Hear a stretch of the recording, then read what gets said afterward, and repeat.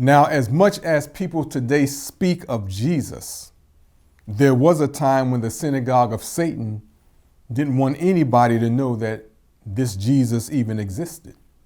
We're talking about Isa ben Maryam, who lived 2,000 years ago, and he was the last prophet sent to the Caucasian people, and he was sent to Palestine.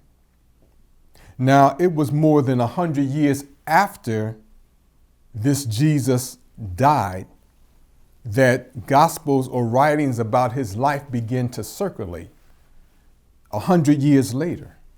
And all historians or even biblical scholars agree with that. He was pretty much an obscured figure. Now, the New Testament mentions very little about the historical Jesus. But the Honorable Elijah Muhammad gave us the true history of this particular man. The Honorable Elijah Muhammad also explained that most of what is written in the New Testament describes a prophetic Jesus who is the Messiah, who appears at the end of the world of Satan to usher in Allah's kingdom of peace. Well, how is this so? The writers of the many gospels about Jesus, and there were many more than the 4 that we have in the New Testament, which some historians consider to be fables. These writers attempted to represent their writings as the fulfillment of the Messianic prophecies of the Old Testament, when they absolutely had no proof that these events or last days events occurred. Now, the word gospel, according to language experts, is derived from Latin and Greek, meaning good news or good storytelling. These are traditions. These stories were based upon the Old Testament prophecies.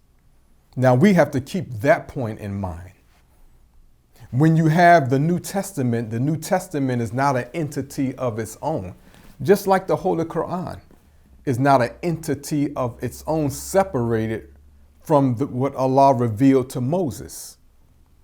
The Injil, as we call, is the gospel or the teachings of Jesus, is born of the prophecies in the book that Allah sent through Moses. The same with the Holy Quran.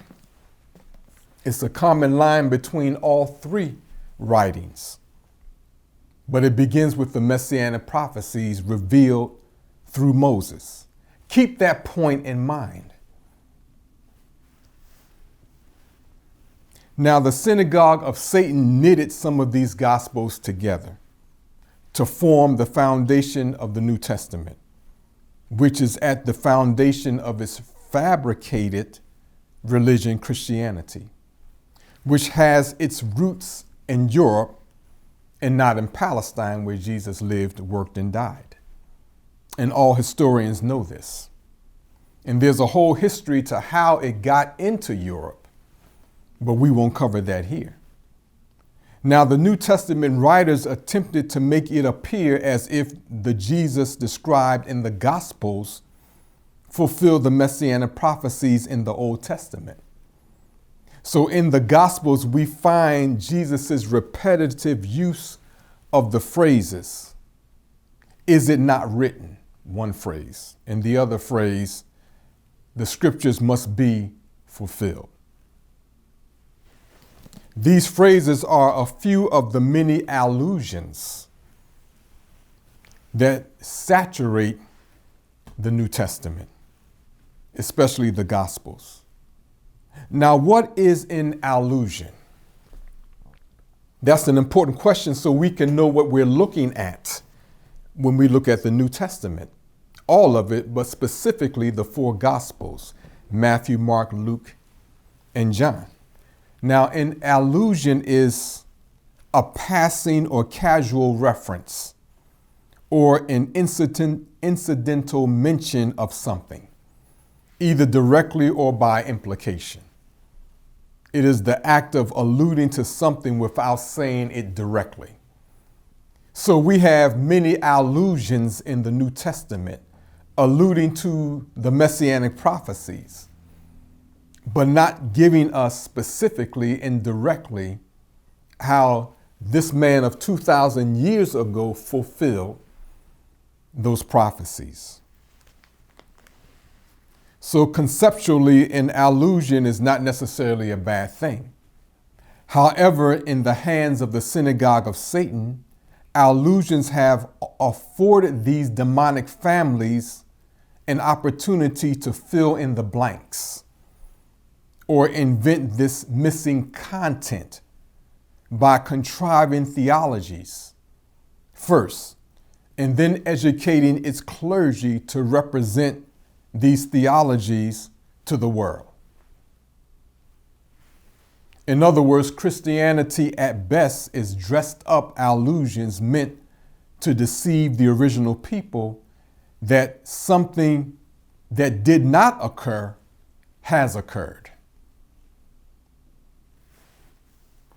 Now, naturally, if you believe something occurred some time ago when it hasn't, then you are not, your antennas are not up. Your eyes are not open to even, in fact, you're not even thinking about these things ever occurring in your time because you believe they occurred thousands of years ago. We're going to come back to that point. Now, this, of course, leads to a domino effect when people accept this type of scheme, shenanigan, or falsehood that the Messianic prophecies were fulfilled 2,000 years ago when they were not. Now, on the surface, we already can see that that possibly could not have been, because we wouldn't be in this condition right now if it were. But let's put that to the side, even though it's like the big elephant in the room. Let's try to cover it up nonetheless. So when pastors speak of the Gospels in a historical context, they are actually serving as conduits of childlike falsehood, which really displays your ignorance as a pastor of the Messianic prophecies. You're showing the people who know that you are absolutely ignorant of the Messianic prophecies the way you have been trained and taught to preach Christianity.